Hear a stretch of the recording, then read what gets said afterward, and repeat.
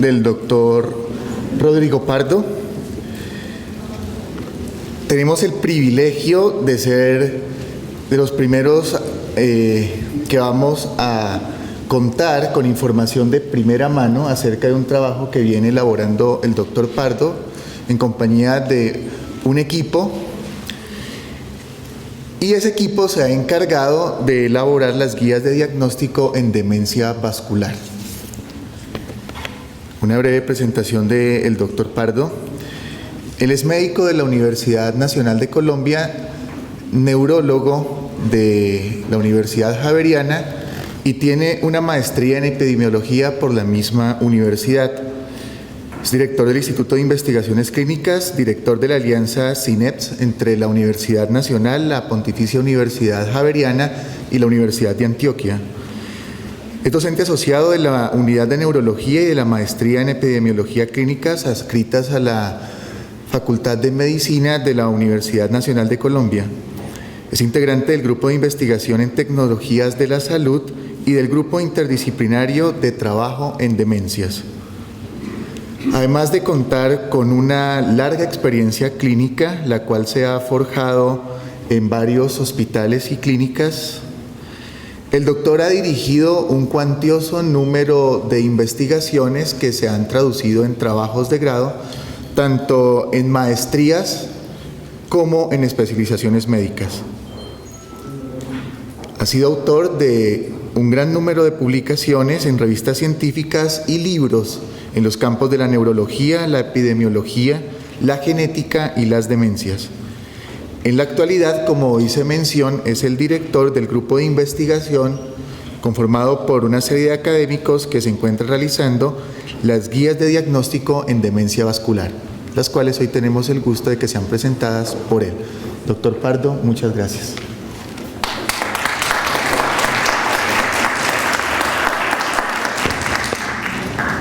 Bueno, muy buenos días y muchas gracias por esta invitación a discutir con ustedes un tópico que usualmente se discute en otro tipo de audiencia y que va a suponer una ruptura dramática con el hilo conductor de las ponencias anteriores.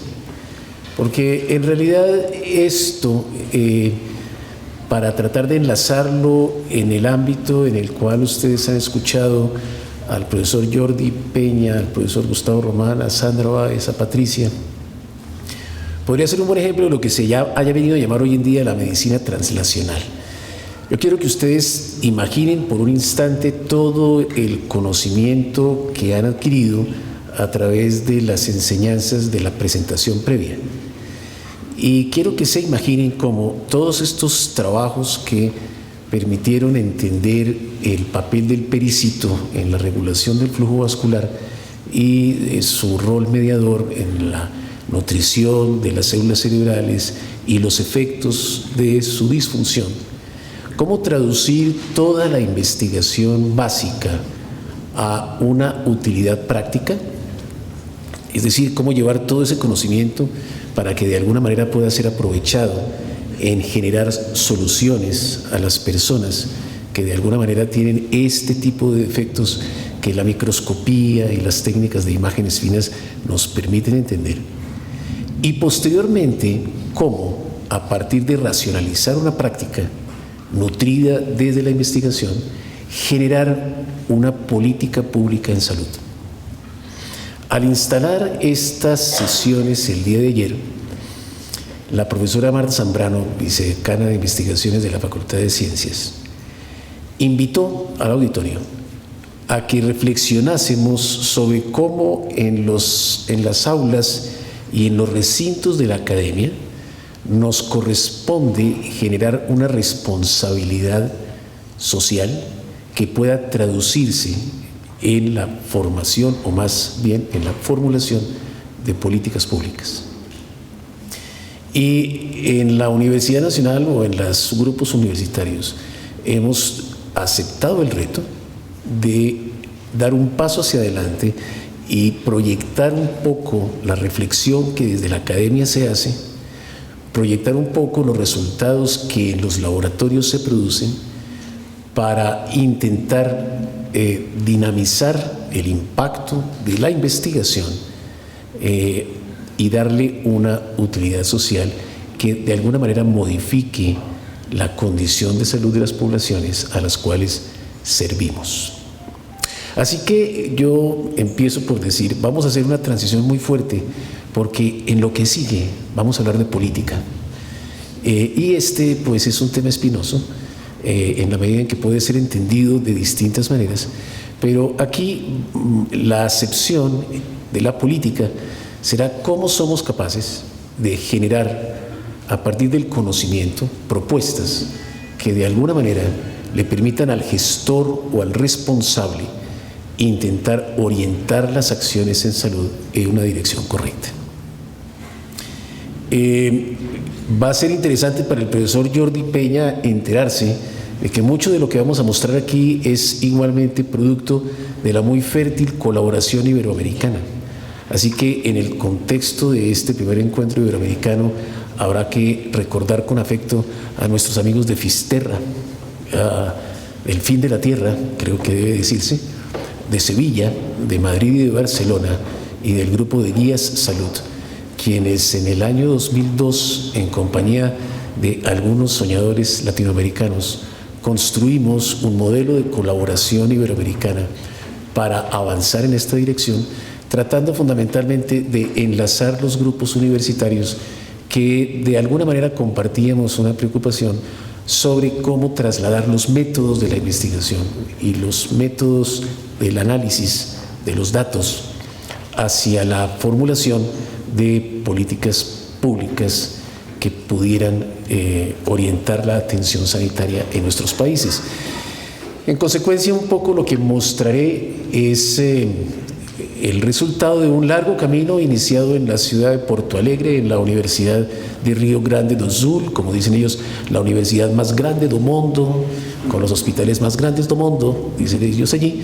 Eso probablemente no es cierto totalmente, pero creo que es justo en un recinto como este hacer mención a que lo que quizás intento explicar no es producto ni de un delirio individual ni de un delirio colectivo, sino un poco como el enlazar los esfuerzos de muchos grupos quienes compartimos algún interés por generar un camino desde la academia, los laboratorios, la investigación básica, a la aplicación práctica y luego a la aplicación comunitaria.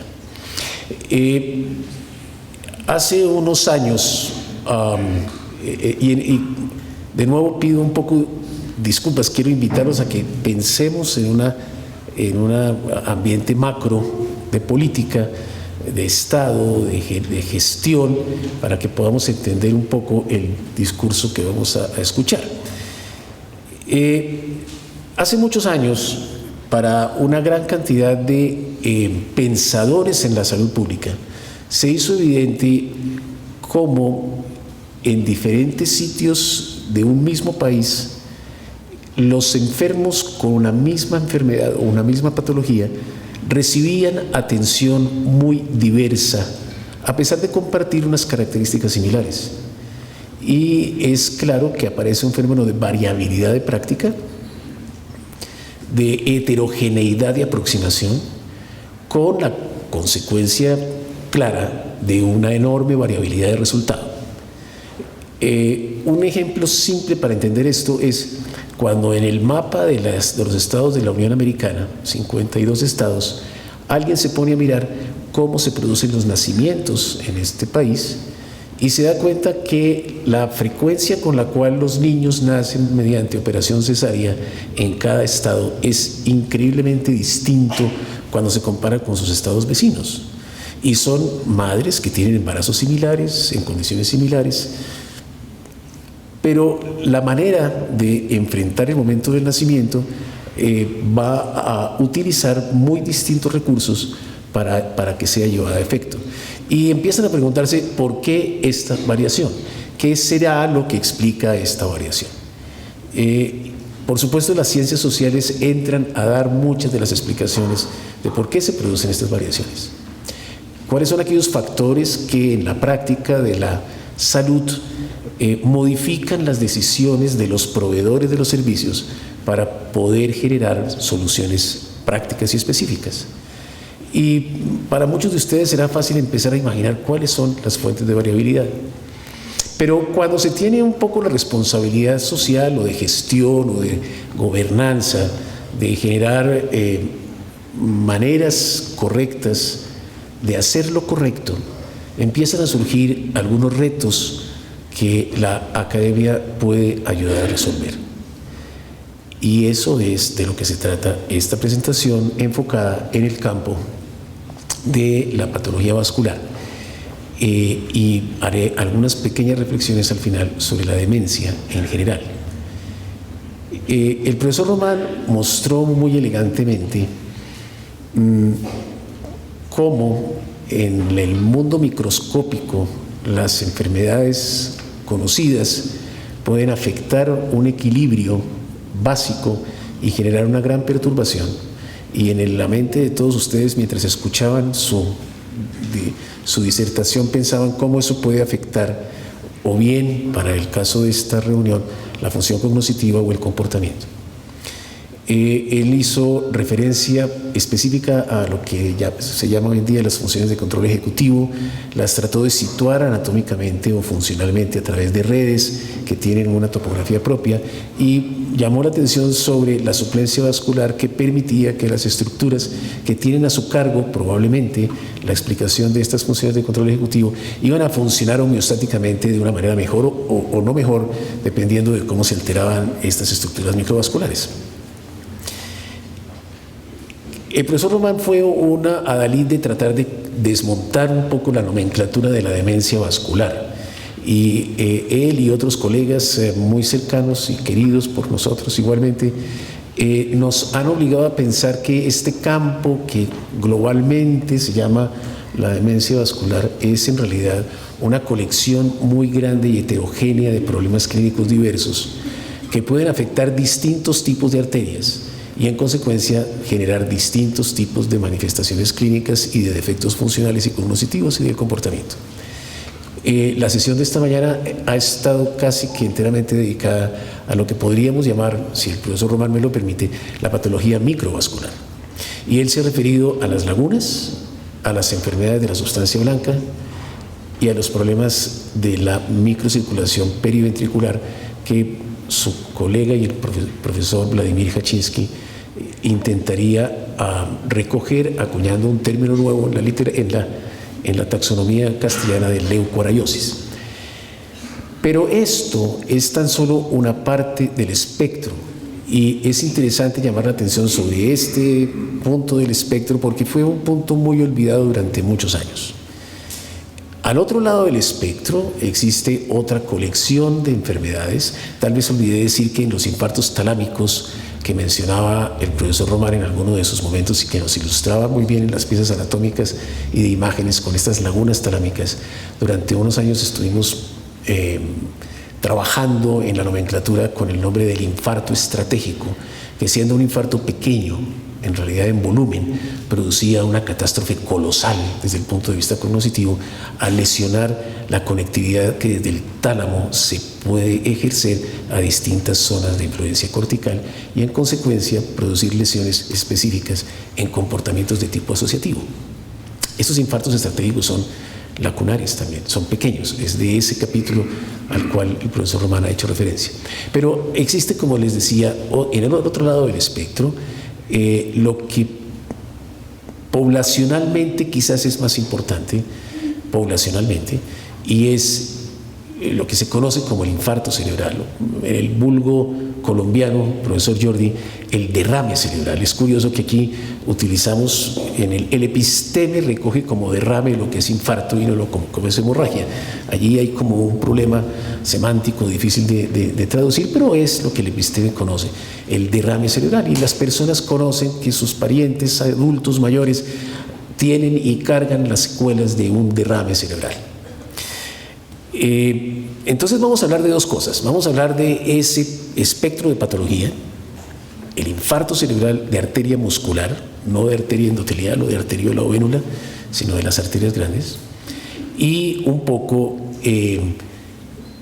cómo hacer para tratar de disminuir el impacto de esa patología. Muy bien. Gracias al doctor Osa por lo que mencionó, y antes de entrar en materia, lo que vamos a mostrar es, como él lo mencionó, un producto de la reflexión de muchos grupos universitarios que nos hemos enlazado para colaborar, no competir, sino colaborar solidariamente en generar conocimiento y soluciones. Antes de entrar en el tópico específico de lo vascular, el trabajo ha estado centrado en generar estos productos. Para muchos en el auditorio, particularmente los médicos y los gestores públicos, esto es conocido, para otros quizás no. Son herramientas que se conocen como las guías de práctica clínica. Y las guías de práctica clínica son un conjunto, como dice allí la definición del Instituto de Medicina de los Estados Unidos, es un conjunto de recomendaciones, no de leyes ni de normas, sino de recomendaciones, desarrolladas de manera sistemática. Y manera sistemática quiere decir válida, confiable y reproducible por cualquiera que tenga el interés en analizar los mismos datos, para ayudar, no obligar, para ayudar a los profesionales y a los pacientes. Y aquí está la gran diferencia: los enfermos tienen voz, tienen vocación, tienen perspectiva, tienen intereses y tienen valores que estas herramientas reconocen e incorporan para la toma de decisiones en la atención sanitaria apropiadas para circunstancias clínicas concretas. Circunstancias clínicas concretas son las circunstancias que tienen lugar en cada individuo, en espacio, tiempo y modo, como se dice en la ley. De tal manera que las guías de práctica clínica no son modelos idénticos a lo que se conoce como las conferencias de expertos, en la cual los expertos más reconocidos formulan recomendaciones genéricas muchas veces, pero en las cuales las preferencias, los valores y las perspectivas de los enfermos no tienen lugar. Eso hace una diferencia. Adicionalmente, son productos de investigación secundaria que respetan el mismo rigor que la investigación primaria, en la medida en que son sistemáticos, válidos, reproducibles y confiables, y, como verán, que se basan en la mejor evidencia disponible, en eso que el profesor Román nos mostró, que puede ser la mejor evidencia disponible. Pero, por supuesto, todo ese discurso molecular y celular no lo podemos trasladar para compartirlo con el público, pero podemos trasladar los numeritos, el hazard ratio que él mencionó y el intervalo de confianza. Y vamos a trabajar con los números. Vamos a trabajar con los números entendiendo que los números son una dimensionalidad de una característica y que de alguna manera estiman una magnitud y tienen una variabilidad propia que también permite generar alguna idea sobre la incertidumbre de esa estimación. Las guías son intervenciones sanitarias, es decir, son herramientas de política pública, son herramientas para el mejoramiento de la salud, con la posibilidad de producir grandes beneficios y también efectos no deseados. Piensen, por ejemplo, en los procesos de tamización de cáncer, como cuando estos no son conducidos de manera adecuada o de enfermedades catastróficas, si alguna persona es identificada como portadora de esto erróneamente, el efecto no deseable de una práctica como estas, o el efecto que puede tener exponer a grandes comunidades a intervenciones farmacológicas que, si bien pueden tener beneficios en la salud, pueden tener efectos deleterios en otras áreas de la salud, y entonces van a generar un imbalance entre los beneficios y los riesgos. Entonces, lo que allí se hace afecta a las comunidades. Quienes usan las guías, o quienes usamos las guías, somos quienes proveemos los servicios. Pero el objetivo fundamental o el objeto fundamental de la guía son los usuarios de las recomendaciones, es decir, quienes sufren las patologías. Pero quienes administramos los recursos debemos tener confianza en las recomendaciones, y la confianza va a derivar en el rigor con el cual se ha elaborado la recomendación. Y voy a mostrarles un poquito cómo es que se procede a elaborar el rigor de las recomendaciones.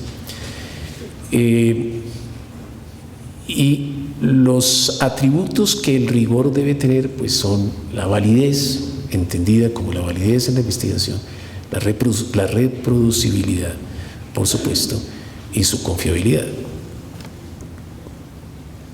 Así que las guías incluyen una serie de recomendaciones. Directrices es la palabra que utiliza el portugués, que son colegas y socios nuestros en esta aventura. Y las recomendaciones basadas en la evidencia generan un poco este concepto de el uso consciente, explícito y crítico de toda la información que la investigación provee y proporciona, integrado con la experiencia clínica, el ars médico, si se quiere, y con las preferencias de los pacientes. De nuevo, este es probablemente el elemento que diferencia las guías de otras herramientas para construcción de política. Bueno, brevemente, ¿qué está ocurriendo en Colombia? Porque hay un cambio fundamental que tiene que ver con la política, y esto es necesario que los profesionales de la salud lo conozcan todos, porque frecuentemente perdemos el contexto. Hacia el año 2007, la Corte Constitucional produjo una sentencia como respuesta a un sinnúmero de tutelas, derechos de petición. Profesor Peña, en Colombia se llaman tutelas, pero en España son los derechos de petición, son los alegatos que las personas le generan al sistema de salud cuando no le ofrece los servicios a los cuales por derecho tendría que hacerlo. Es una sentencia de la Corte Constitucional la que obliga al Ministerio de Salud a igualar los programas de beneficios de los distintos regímenes del aseguramiento para que todos los ciudadanos en nuestro país, independientemente de su condición social, su ubicación geográfica, su credo político, religioso, género o edad, reciba la misma calidad de la atención. Este, de nuevo, es un problema político, por eso yo decía, hacemos una transición brusca frente al discurso que hemos venido sosteniendo en estos 2 días para pensar de una manera diferente en la política. Entonces, el gobierno, en este caso el gobierno colombiano, se ve obligado a cumplir una sentencia judicial que le permita generar servicios de calidad de manera equitativa, extensiva y solidaria. Ese es en verdad el contexto legal y político en el cual esta iniciativa va a ocurrir. El Ministerio va a responder con diferentes estrategias. Una, probablemente ustedes recuerdan, gravar el consumo del tabaco y el consumo de la cerveza de manera impositiva, generar una serie de tributación adicional que no tiene respaldo en el Parlamento, y una herramienta para poder brindar servicios de calidad que ya existía y que ya se venía trabajando en el mundo y a la cual Colombia no había visto, no había mirado y no había podido incorporar, que eran las guías de práctica clínica. Felizmente, los grupos universitarios colombianos y el grupo iberoamericano, con el apoyo de España y Portugal y el Brasil, veníamos trabajando en esto desde el año 2000. Así que teníamos ya como todo el saber hacer de las herramientas, habíamos discutido estos problemas y habíamos conformado grupos de investigación, lo que nos permitió, en el momento en que se requirió la solución, ya tener un conocimiento suficiente para poder intentar enfrentarlo. Estas modificaciones de los programas obligatorios de salud deberían incorporar todos los avances en las tecnologías biomédicas, todo esto que nos mostraron en las presentaciones previas, con rigurosa evidencia científica, Aquí hay que decir algunas cosas precisas, y es que todo aquello que es objeto de publicación no es necesariamente ni cierto ni de buena calidad. Y particularmente hoy, cuando todo el mundo tiene acceso a muchas fuentes de información que no tienen un proceso editorial correcto, que es consultar a las redes, a la internet o a los buscadores, en donde aparece una gran cantidad de informaciones sobre el factor curativo de la luz del sol en el mal aliento, por ejemplo, y cosas de ese estilo, que por supuesto son como anécdotas que la gente coloca allí, pero que tienen una enorme difusión en virtud de que están disponibles para grandes audiencias. Esto requiere una rigurosa ponderación del valor de sus resultados y de las consecuencias financieras que puedan darle soporte a recomendaciones claras y bien fundamentadas. Toda acción en salud, toda introducción de una nueva tecnología, toda aparición de una nueva modalidad terapéutica, si quiere, va a suponer un costo importante que el sistema de salud debe absorber. Y hay principios de justicia equitativa y de solidaridad y equidad que están como fundamento filosófico por detrás de esto. Entonces no es un ejercicio tan sencillo. Pero al final las guías en el mundo son herramientas de calidad. Son herramientas de calidad en la medida en que al incorporar el mejor producto de investigación están ofertando, si es posible decirlo de esta manera, la mejor información disponible en el presente para resolver problemas del presente.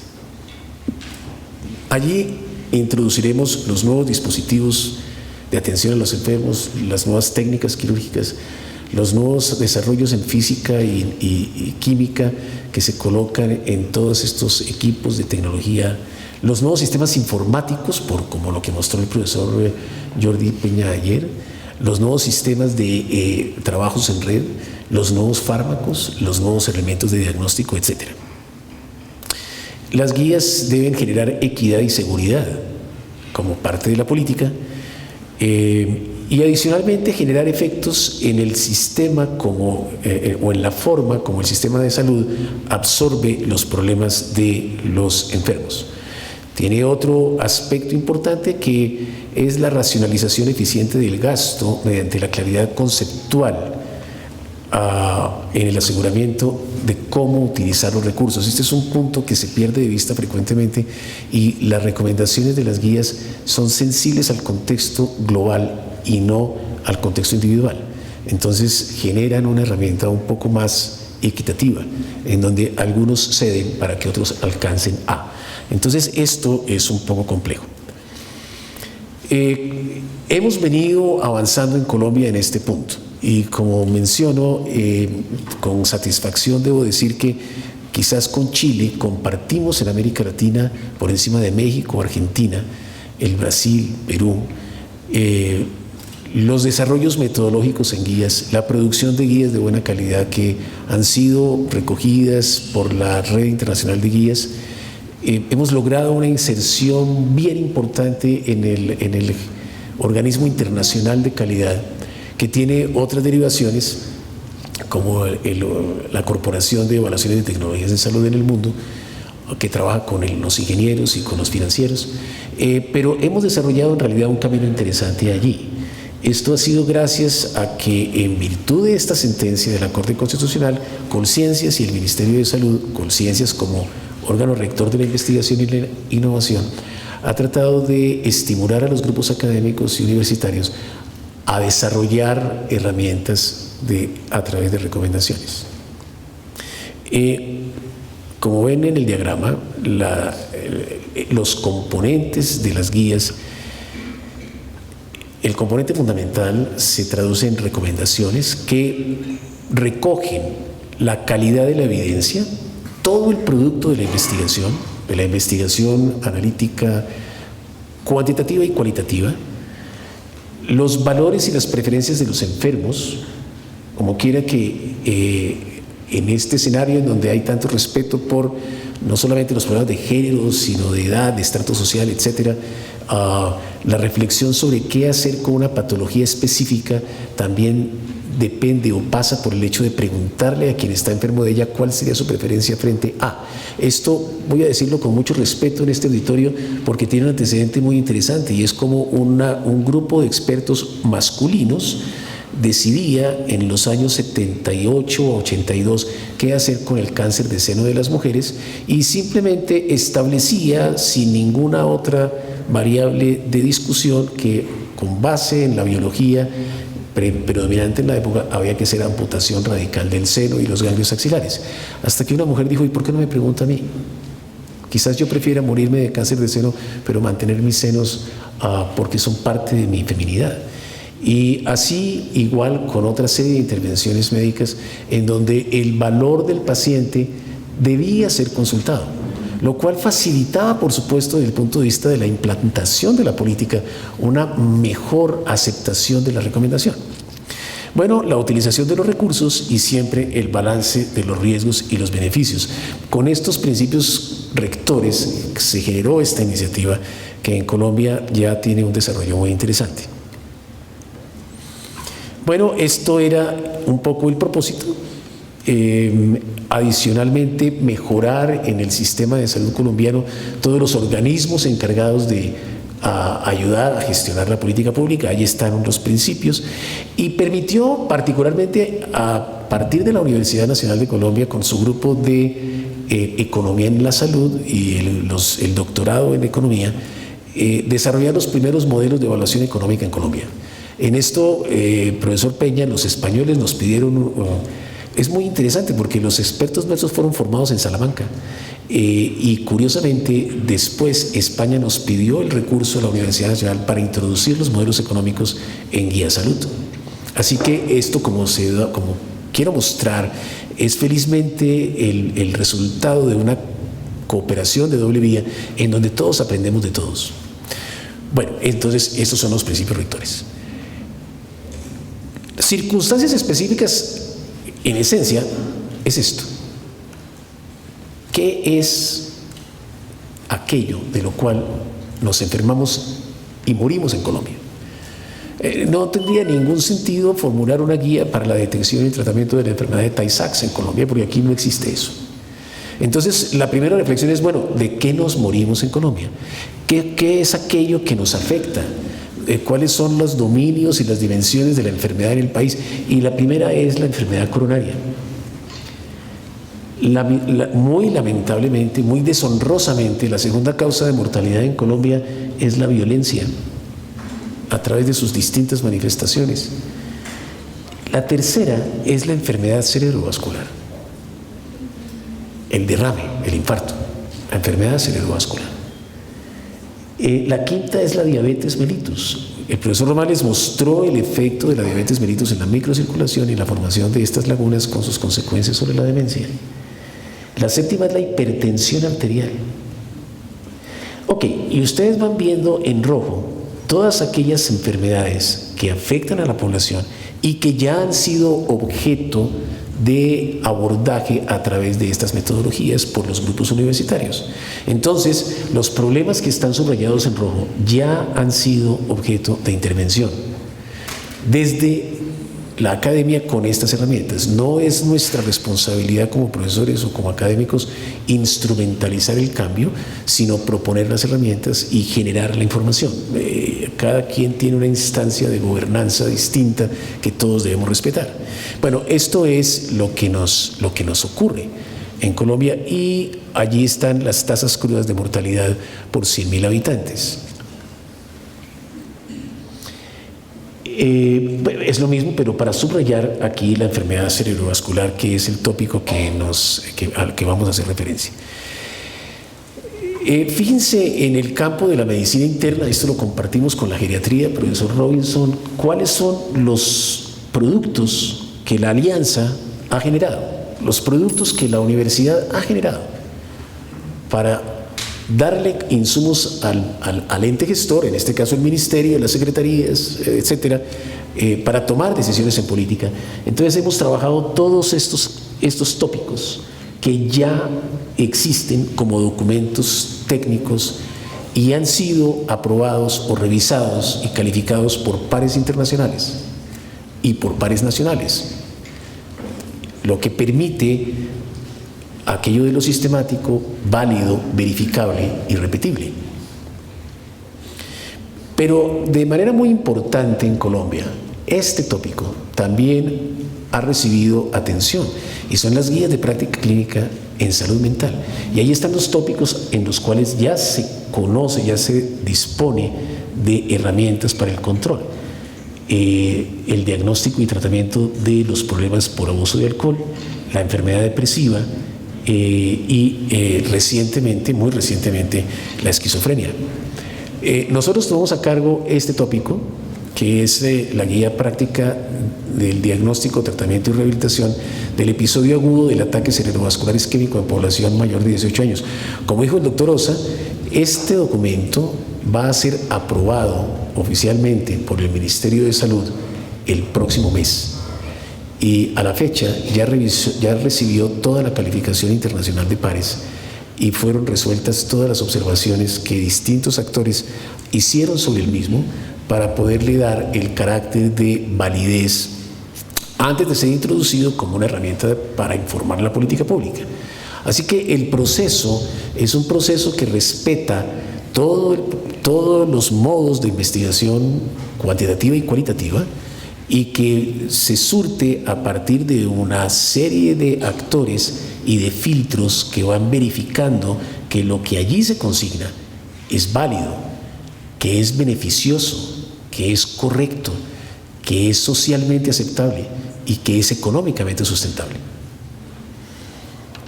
¿Cómo se hizo esto? Bueno, entonces aquí, para poderles explicar, para que podamos entender un poquito de esto, quiero que todos se imaginen, quizás todos pueden haber estado expuestos a esto de alguna manera familiarmente o por sus vecinos. ¿Qué ocurre en cualquier sitio del mundo cuando un adulto sufre un ataque cerebral? Y la palabra ataque proviene de lo que aprendimos desde los años 70, de cómo el mundo logró hacer una transformación en la atención de la enfermedad coronaria o el infarto de miocardio al generar un término que fue el ataque al corazón.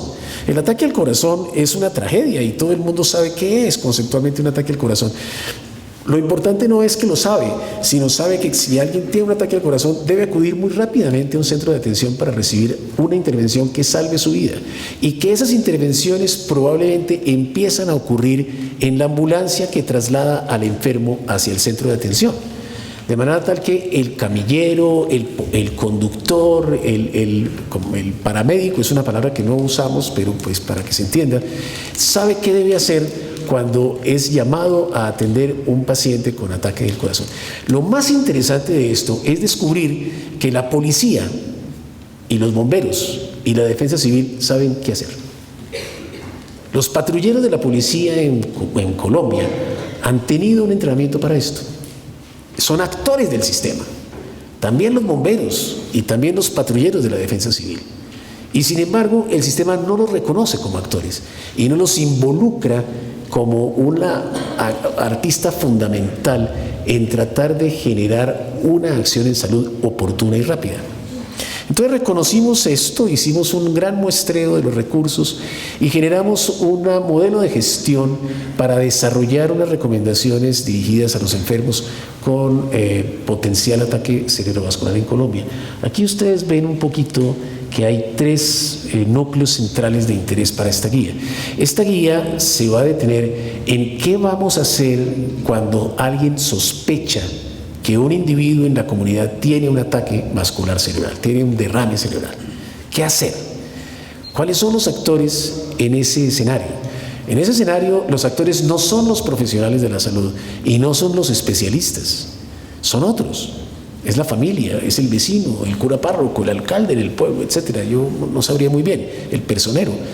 Y en los grandes centros urbanos probablemente la sospecha de ataque cerebrovascular es generada desde la persona que en el teléfono responde una llamada de emergencia, lo que ustedes llaman el central de despacho o el 123, en inglés el call center. Alguien recibe una llamada y dice, mire, mándeme una ambulancia porque tengo una persona a quien le está ocurriendo esto. Y es allí donde se inicia la intervención, es allí donde se inicia el proceso de tratar de detener la catástrofe que se avecina.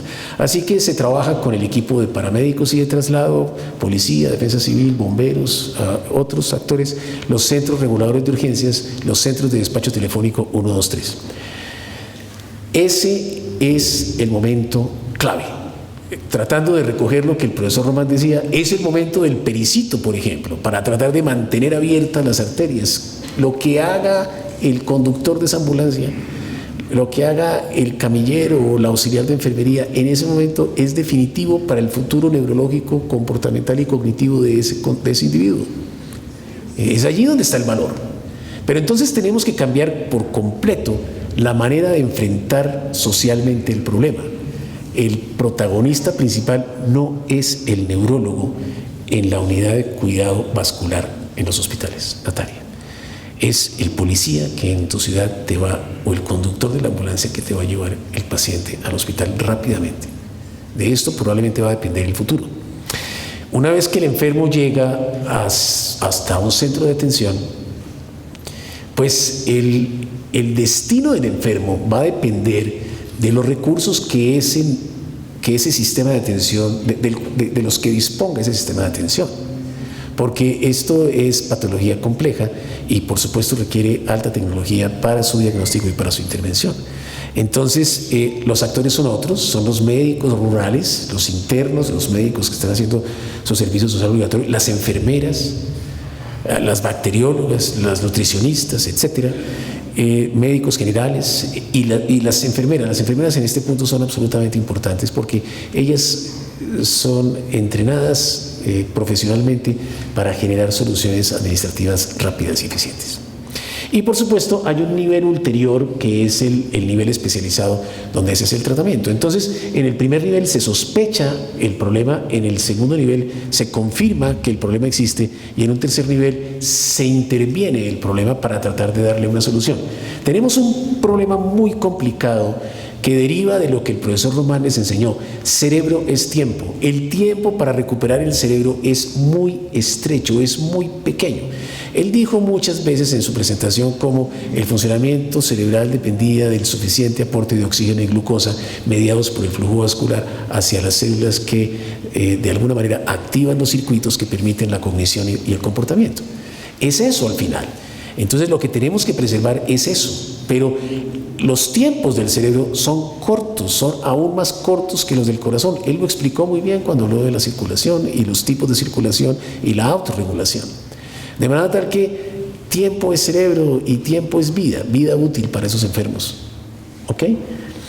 Bueno, esto es un poquito la estrategia metodológica, cómo esto se realiza desde las preguntas que la guía intenta responder hasta la generación de las recomendaciones y cómo se ve abajo con consideraciones económicas que permitan un poco resolverlo. En el presente, la guía ha sido construida, tiene 83 recomendaciones. Algunas de ellas, las primeras 9, son de atención prehospitalaria. ¿Qué debe hacer el conductor? ¿Qué debe hacer el policía? ¿Qué debe hacer el camillero? ¿Qué debe hacer el portero?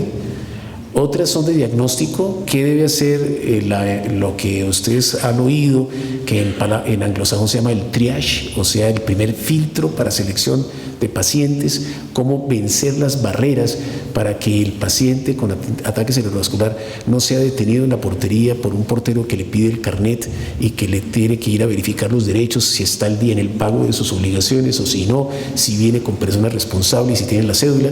Todas esas barreras tenemos que eliminarlas, porque el cerebro es tiempo, mientras perdemos tiempo en eso, y la guía está proponiendo los mecanismos para hacerlo. Tenemos unas 14 recomendaciones sobre cómo vamos a hacer el diagnóstico, es decir, cómo vamos a utilizar la tecnología. Aquí intervienen elementos de telemedicina, por ejemplo, intervienen decisiones basadas en apoyo y otro tipo de estrategias. Interviene un fenómeno fundamental que es la comunicación a través de los medios. Esta reunión sirve para eso. Y voy a contarles una anécdota que de pronto algunos de ustedes conocen. En el Reino Unido, el gobierno necesitaba impulsar una acción para que la gente dejara de fumar en virtud de que tenían un problema muy... Yo no sé si a alguno de ustedes se le ocurre cómo lograr sensibilizar a la gente para que hiciera eso. Pues a alguien se le ocurrió. El escenario es increíble. Es el estadio de fútbol Manchester United contra el Chelsea. Y cada jugador sale con una letra que dice, que al ponerlos uno al lado del otro dice, le recomendamos dejar de fumar. Y en consecuencia, entre las ovaciones, los vítores y el jolgorio que esto produce, la gente se impresiona con un mensaje. Y este es el mensaje que tenemos que intentar multiplicar. Este auditorio es un auditorio privilegiado que cuando esta herramienta esté disponible tendrá que multiplicar su efecto y tendrá que multiplicar su contenido y decir, hay una manera de hacerlo y hay que movilizar los recursos para lograr hacerlo efectivamente. Y finalmente tenemos unas recomendaciones muy puntuales en tratamiento. Esto es muy complejo porque supone recoger toda la información que existe en el mundo. Son toneladas de información.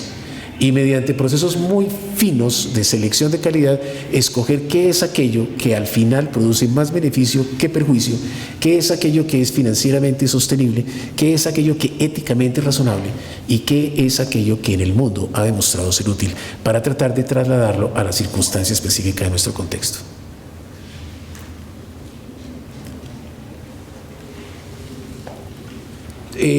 Yo he procurado que todos los estudiantes de medicina, algunos de mis estudiantes están aquí, esta debe ser una lección obligatoria para todos los estudiantes de medicina en cualquier sitio del mundo. Este es otro cuento muy simpático. Este cuento se llama El estudio de carga global de enfermedad. Se lo inventó un flemático inglés que es el Dr. Murray, un hombre bastante joven, quien en Londres empezó a preguntarse, bueno, ¿de qué se enferma toda la gente en todo el mundo? Y voy a comparar de qué se enferman en Asia, en África, en América Latina, en Australia, en Nueva Zelanda. Y él empezó a recoger toda esa información. Ustedes se imaginan que este señor, con el apoyo de la Organización Mundial de la Salud, con unos centavitos, pues logró empezar a recoger en su laboratorio toda la información del mundo. Cuando un señor que ustedes conocen y han oído nombrar, que se llama Bill Gates, se enteró, compró a ese señor y le dijo, mire, venga, sus datos nos interesan, y le construyó un palacio de muchos metros en Seattle, en el estado de Washington, en Seattle, donde vive Bill Gates, y allí le generó un instituto para que siguiera haciendo eso y le dijo, no se preocupe por el dinero, yo le voy a dar todo el dinero del mundo para que usted pueda seguirlo haciendo. Y así funciona.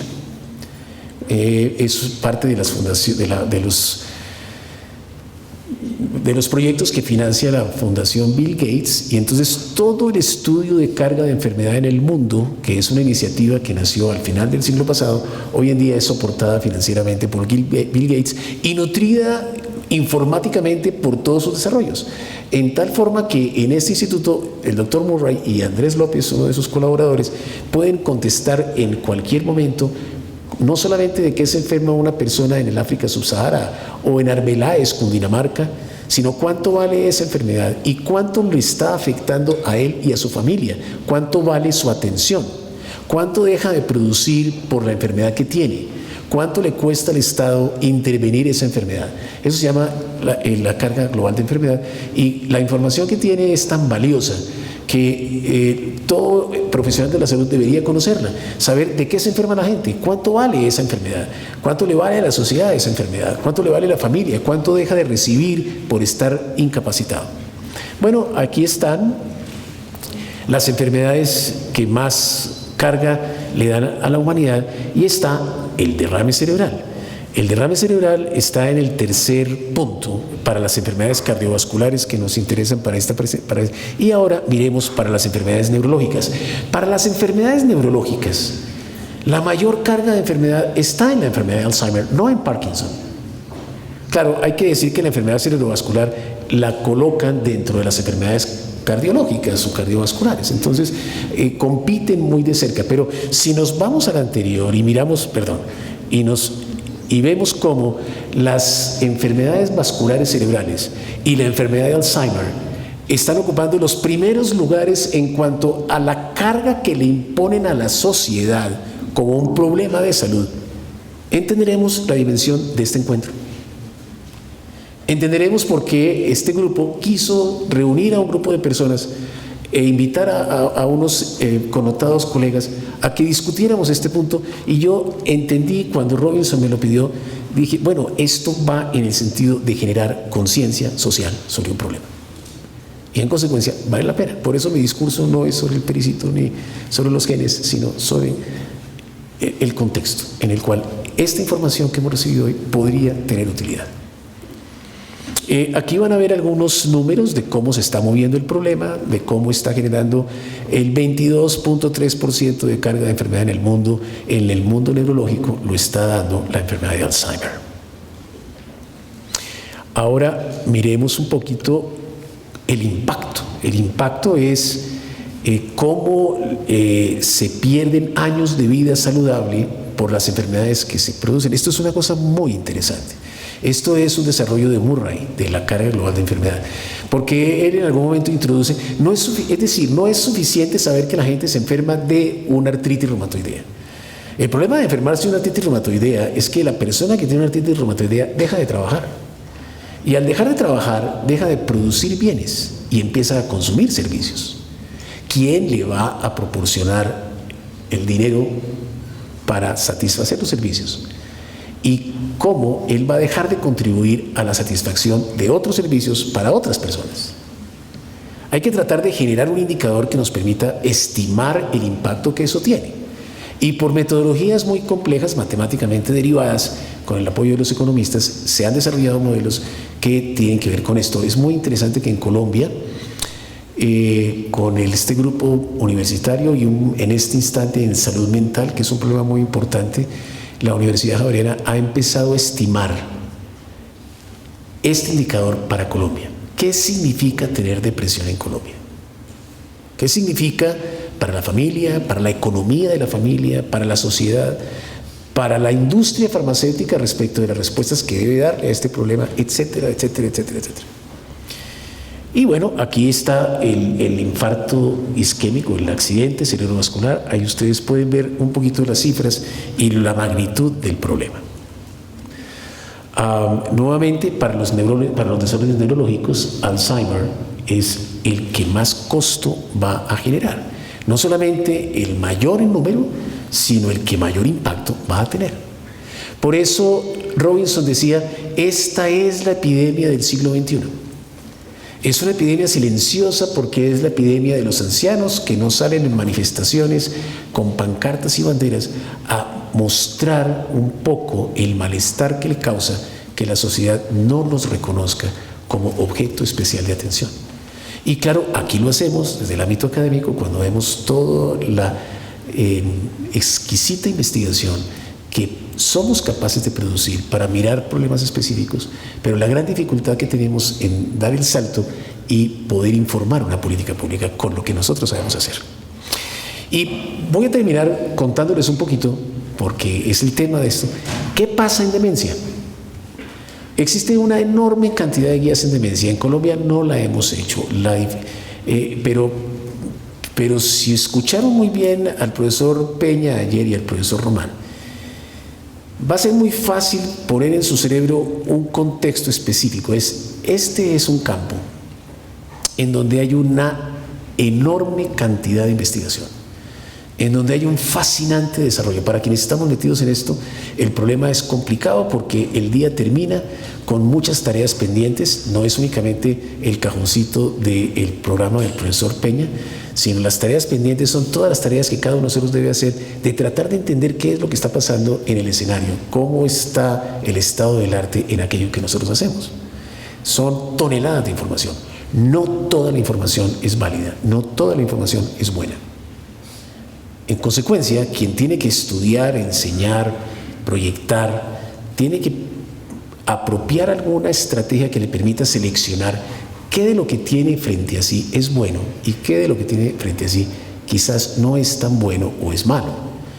¿Por qué? Porque al final la responsabilidad es generar una orientación sanitaria basada en toda la investigación que nosotros hemos visto en estos días.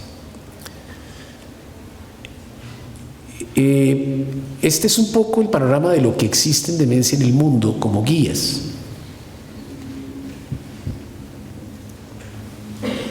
El primer enunciado es la intención. Los servicios de salud, y es un poquito lo que el doctor Robinson ayer pidió, solicitó, invitó a que pensáramos en esto. Los servicios deben estar adecuados para afrontar los retos de las personas con demencia. Cuando él mostró y cuando Marta Zambrano y el profesor Arteaga mostraron las dinámicas de la transición epidemiológica y de la transición demográfica, a mí siempre me queda la inquietud de si quienes nos están escuchando realmente se están dando cuenta de qué es lo que vamos a enfrentar en los próximos años. Claro, Colombia tiene un problema muy complicado que es la violencia y probablemente él debería ser prioritario. Pero si finalmente no tenemos más polio, no tenemos más sarampión, finalmente si otras enfermedades de la nutrición como el hipotiroidismo está siendo controlado y vamos a trabajar en la obesidad como ya se dieron cuenta, necesariamente vamos a tener que trabajar en la demencia. Porque cada día van a ser muchos más, como ya mostraron las proyecciones de los números, la comunidad a la cual habrá que darle soluciones. Pero los enfermos en demencia usualmente son mayores. No es que hayan terminado de hacer la primera comunión. Entonces, no solamente tienen demencia, tienen hipertensión, tienen diabetes, tienen artritis, tienen EPOC, tienen otro tipo, tienen depresión, tienen hipotiroidismo, como mostró el profesor Román, tienen deficiencia de vitamina B12, tienen problemas en el estómago. No son individuos exentos de otros riesgos de enfermedad. Y cualquier recomendación que hagamos para el mejor estar de un enfermo con demencia debe tener en consideración que probablemente en su interior hay otros problemas de salud. ¿Cómo interactúan, cómo se relacionan esos otros problemas de salud con la demencia? ¿Qué hacemos con un viejito con demencia, con un adulto mayor con demencia, que además tiene una enfermedad pulmonar crónica, que además tiene una fibrilación auricular con un marcapaso o sin un marcapaso, con riesgo de síncope, con los medicamentos hoy en día disponibles? ¿Qué hacemos con los viejitos que tienen diabetes y que además tienen demencia? Entonces hay que ir a mirar las circunstancias específicas. Lamentablemente, la investigación terapéutica en demencia olvidó a esos enfermos. Como dice Carlos Cano en Colombia, es increíble, la investigación en demencia logró conseguir pacientes que tienen solo demencia. El profesor, sí, eso es increíble, eso no existe. El profesor Román mostró cómo para generar clínica sugestiva de demencia se necesita un empujoncito vascular. Ese empujoncito vascular está mediado por la hipertensión, la diabetes, la obesidad, la hiperlipidemia, el hábito sedentario, el hábito de fumar y otros factores. Pero todos los pacientes que han sido incluidos en los ensayos terapéuticos para demostrar beneficio de las intervenciones, lo único que tienen es demencia. Lo demás es perfecto. Eso probablemente es un paradigma equivocado.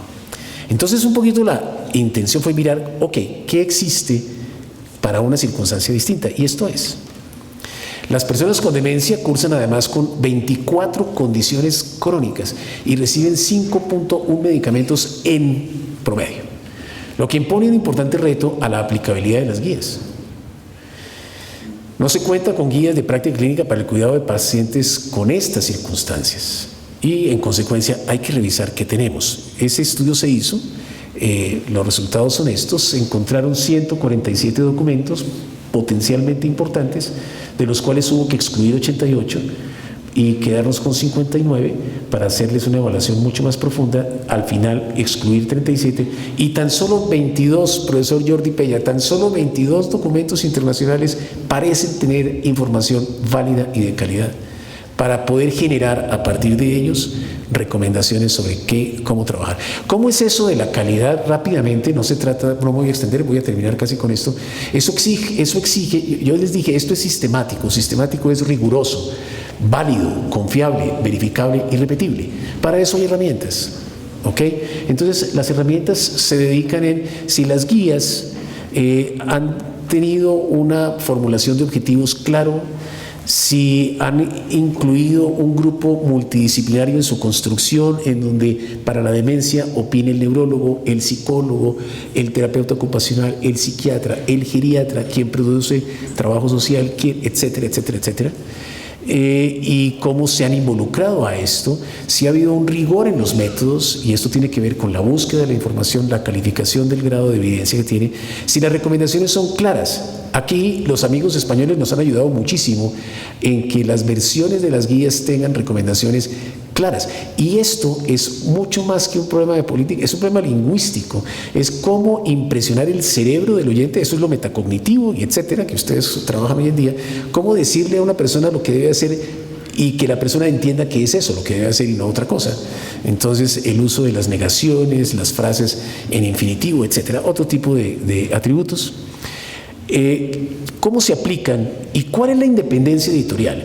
Dense cuenta ustedes que en este listado de las 22 guías que son de aceptable calidad, en la medida en que han recibido puntajes buenos para ser considerados como elementos útiles, la independencia editorial es un factor que se mueve de una manera muy complicada.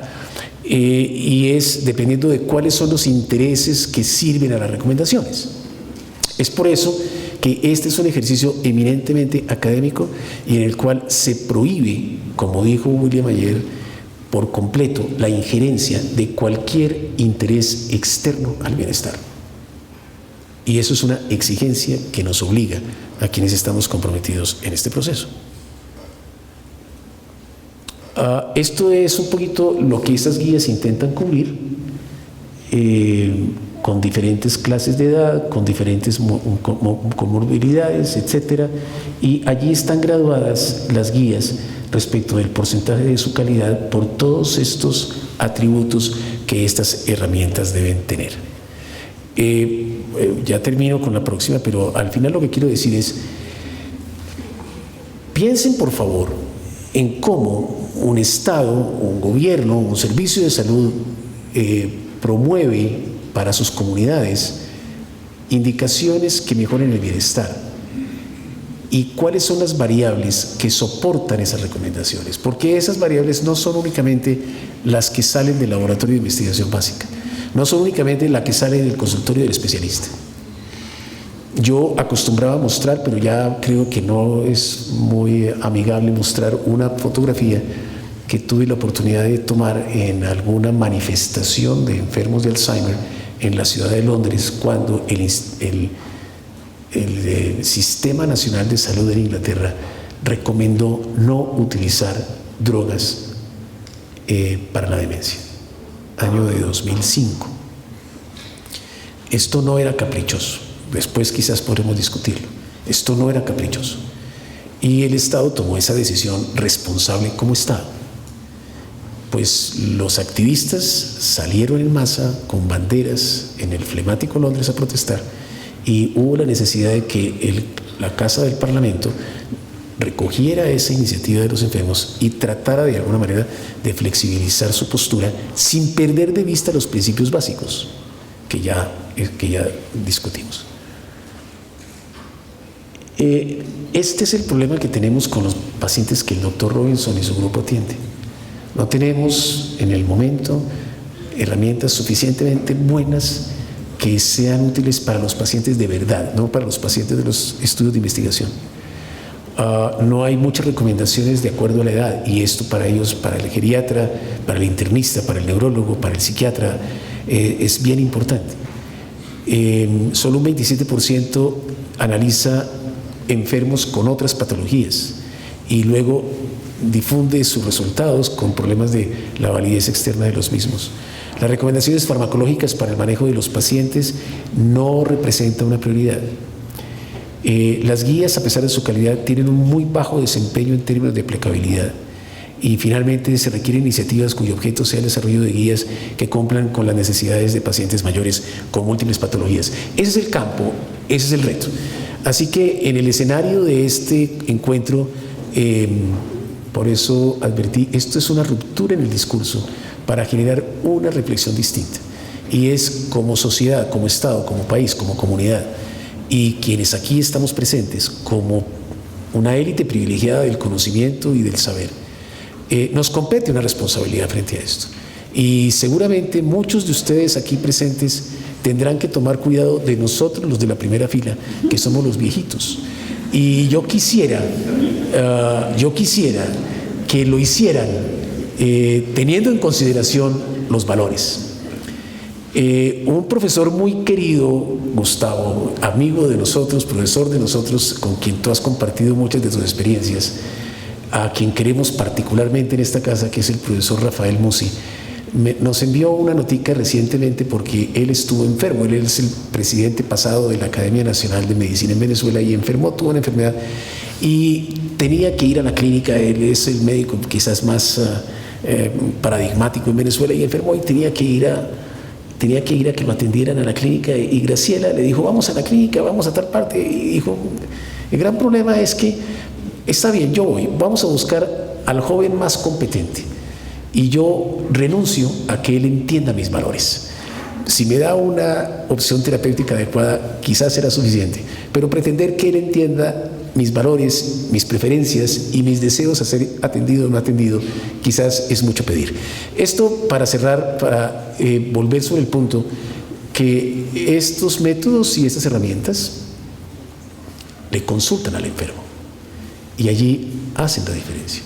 Pero para quienes estamos como profesionales de la salud, supone un reto formidable aprender a preguntarle al enfermo, ¿y usted qué prefiere? ¿Y usted qué prioriza como valor? ¿Cuál sería su real selección frente a esas distintas opciones, conociendo que estos pueden ser los potenciales resultados? En eso estamos enfrascados y Colombia recibirá en un mes el instrumento para generar una política pública en la atención de la enfermedad cerebrovascular. Muchas gracias.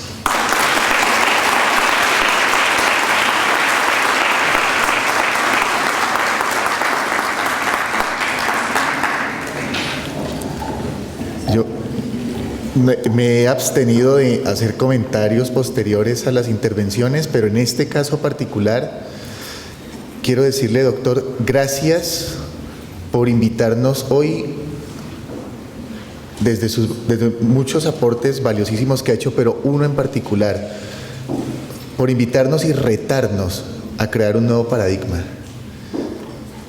En lo personal no lo había visto tan claro y hoy lo he visto muy, muy claro. Gracias por retarnos, doctor.